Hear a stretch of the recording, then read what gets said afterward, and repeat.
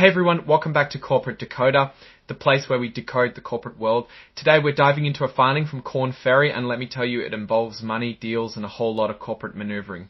It's like watching a financial chess game, but hopefully we will make sure it is not too dry for you. So, what's in this report? Korn Ferry got a new credit agreement and closed the old one. It sounds dull, but it actually gives clues about the company's financial health and plans. Before we start, if you appreciate getting straight insights from corporate documents, make sure you're subscribed and come chat with us on Discord. The link is in the description.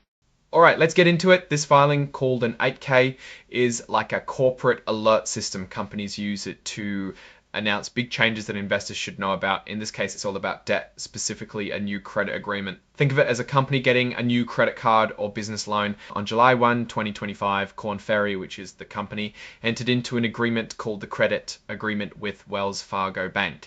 This credit agreement provides them with something called a facility, which is like a big loan of $850 million for 5 years. The agreement says that Korn Ferry might be able to borrow even more money in the future, up to $600 million more, or even an unlimited amount, depending on how much debt they already have relative to their assets. To secure this agreement, Korn Ferry is putting up almost all of its assets and the assets of its subsidiaries as collateral, meaning that the bank could take those assets if Korn Ferry doesn't pay back the loan. The important thing is that since this is a loan, it will accumulate interest. Depending on the current situation, Korn Ferry will have an interest to pay between 1.125% and 2.00% a year. Now, let's talk about what Korn Ferry has to agree to in order to get this loan.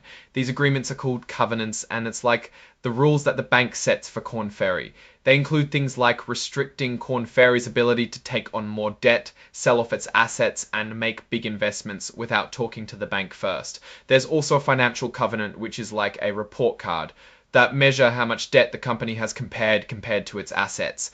The credit agreement also says what happens if Korn Ferry doesn't follow the rules.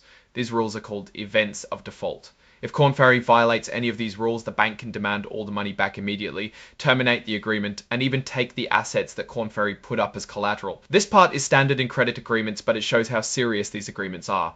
So alongside getting the new credit agreement, the company also repaid the old credit agreement that was from December 16, 2019.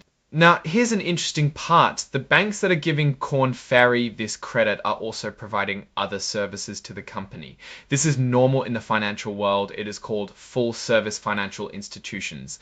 If you want to read the exact details, the full credit agreement is attached as an exhibit. So the company closed the old credit agreement. The agreement with the bank for the money is incorporated here by reference from section 1.01. The exhibit is the credit agreement document R10. Now, what does all this mean? Well, Korn Ferry is essentially refinancing its debt. They're getting a new loan to pay off an old one. This could be because they got better terms or wanted more flexibility. The credit agreement also gives you an idea of how the banks see Korn Ferry's financial health.